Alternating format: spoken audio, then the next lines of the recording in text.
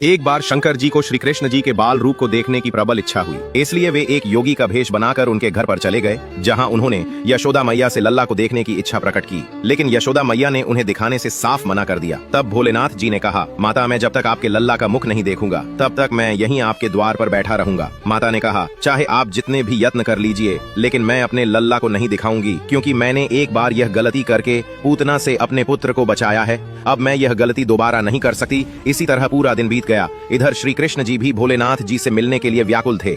जब कोई युक्ति नहीं सूझी, कान्हा ने रोना शुरू कर दिया। उनका रोना सुनकर नंद जी गौशाला से घर में आए और उन्होंने कहा कि लग रहा है योगी जी से भेंट करने के लिए कान्हा इतना रो रहा है। इसलिए उन्होंने योगी जी को घर में बुलाया और कान्हा को उनकी गोद में दे दिया। उनको गोद में लेते ही शिव जी एकदम मंत्र मुग्ध हो गए। उन्होंने यशोदा मैया से कहा कि माता, मेरी इच्छा पूरी हुई, अब सिर्फ आप मुझे अपने हाथ का बना माखन दे दीजिए। जिसके बाद शिव जी माखन का पात्र लेकर बहुत प्रसन्नता से अपने लोक को वापस चले गए।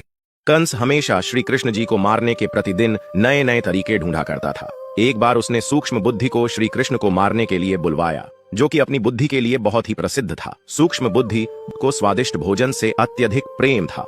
उसे उन्होंने भरपेट भोजन कराया और गोकुल में जाने को कहा। गोकुल में जाकर वह अपनी युक्ति से नंद जी के घर तक पहुंच गया। वहां उसे द्वारपालों ने रोक लिया, लेकिन वह जैसे तैसे झूठ बोलकर घर के अंदर चला गया। यशोदा जी से उसने खिचड़ी खाने की मांग की। माता यशोदा कान्हा को अपने साथ ही रखते हुए रसोई में खिचड़ी बनाने लगी। वह कान्हा जी को इधर उधर से देखने का प्रयास कर रहा था ताकि उन्हें नुकसान पहुंचा सके। कान्हा जी यह जान गए और उन्होंने अपने नन्हे हाथों से उसे वहीं से एक जोर का थप्पड़ जड़ दिया। उस थप्पड़ से वह गिरकर वहीं बेहोश हो गया। माता यशोदा ने खिचड़ी पकाने के बाद उनको ढूंढने लगी। तभी द्वारपाल ने उन्हें बेहोश पड़े हुए देखा। तब माता यशोदा ने तुरंत उन पर जल छिड़कवाया। द्वारपाल ने उनके ऊपर भरी मटकी का जल उड़ेल दिया। जल को डालते ही वह होश में आ गए और नन्हे कान्हा को देखने लगे। कान्हा उन्हें देखकर मन ही मन प्रसन्न हो रहे थे। एक बार गोकुल में कंस के राक्षसों ने आक्रमण कर दिया। उस समय नन्हे कान्हा को मैया यशोदा स्नान कराने जा रही थीं। इधर गांव में ऋषि मुनियों तथा गोकुल वासियों पर राक्षसों ने अत्याचार शुरू कर दिया। तब बाल कृष्ण ने अपनी लीलाएं दिखाने का अवसर प्राप्त करना चाहा, किंतु मैया को वह किसी प्रकार से संकेत नहीं दे पा रहे थे।